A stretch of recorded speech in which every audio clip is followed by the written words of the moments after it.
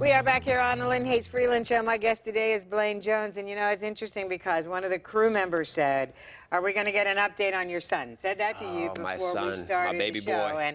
And I'm guessing if the crew wants to know that, so do some of the viewers today. And I want to say the last time you were here, we did talk about the situation with your son. Yeah. We did. And, you know, like I said before, kids are going to be kids, and bullying is going to happen. I'm not saying that's happening now. So I'm not sitting here trying to beat the drums of saying stop all bullying now. In a perfect world, you want that to happen. Sure. My gripe was with, number one, administrators being aware of this, and number two, not putting in safeguards to prevent it, and number three, not doing anything about it when it did happen. With respect to my son, he's doing great. He's living life. You know, he's 16, trying to get his license. I have no complaints. I had a little trepidation about coming forward on that, Lynn, because, you know, I never thought that I'd be in the public eye. I've told you this before. Right. And now that I'm in the public eye, and I've been in the public eye now for the past 10 years, it's unique. And you've lived this life, you know, the majority of your life, but it's unique. And there are things that go along with it. yeah, and I never prepped for it. But with that said, so I struggled with it, taking it. We went nationally, but taking it locally and say, hey, this is where I live and this is what's going on. But then I sat back, I consulted some good friends, and I sat back, and it's not just about me driving a fancy car or wearing nice suits. It's about stepping up when there's an injustice across the board. And from dealing with my son's case, I can't tell you how many people called me discussing the racism that their kids, racism and bullying that their kids are dealing with in their school districts. So it was a situation where I felt so grateful to be in the position where I can say something and people listen. But conversely, it was heartbreaking to see that kids are going through so much pain. And you mentioned a couple things that I think require further conversation. You mentioned bullying, you mentioned racism. Right. In 2020, at the risk of being political, and I don't want to get too political in this forum, but the realities are, in 2020, as African Americans, we deal with stuff that you want to think that we don't have to confront, that we don't have to deal with, but we do. I am sure just being in the spotlight, you get stuff. I'm sure there are people that come at you just because of some of the clients you represent. Yeah, I mean, that happens. And if I could even back up a moment, I sat back and I thought about the issue that my son was dealing with respect to the racism.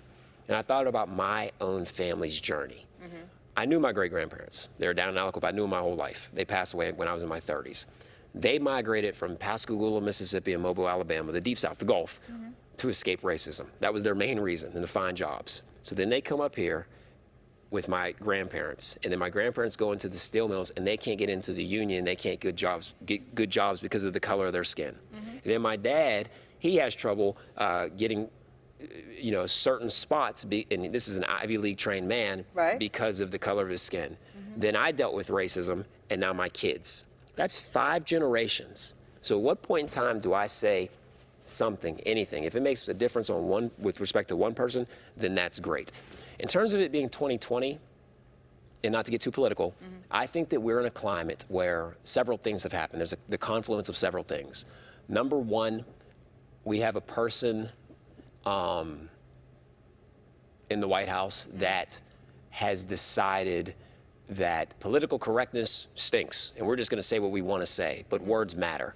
And like I said, there's a confluence. So the other thing is I think that there's some backlash from the election of President Barack Obama. I do, with the Tea Party and now turning into what we have what we have.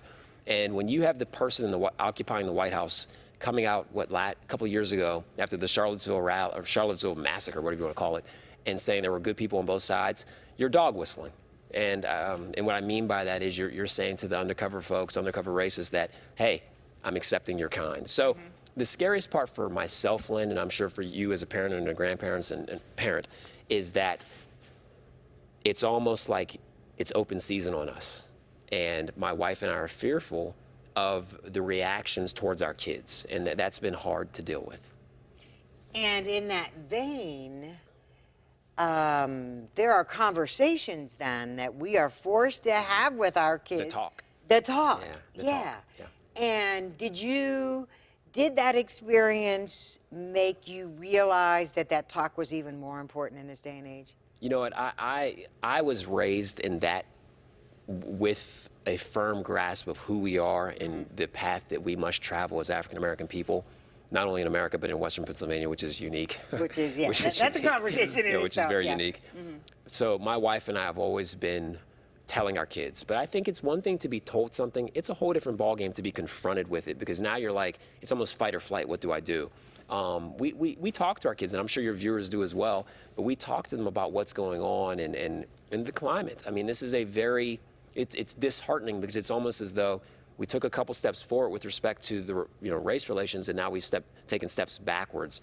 And the toughest part for me is that I was raised in two different communities, Aliquippa and Moon, primarily in Moon, and one of my best friends in the world does not look like me. And we have been able to transcend this. And it doesn't seem like, based on what's going on, people are going to be able to transcend this, because people are getting stuck in their positions right now. And it breaks my heart, because it feels like we're moving forward. Indeed. We have a lot more to do. I'm telling you, this is one of those, we need an hour, but we don't have it. So stick around. We have a lot more to talk about on the Lynn Hayes Freeland Show. Don't go away.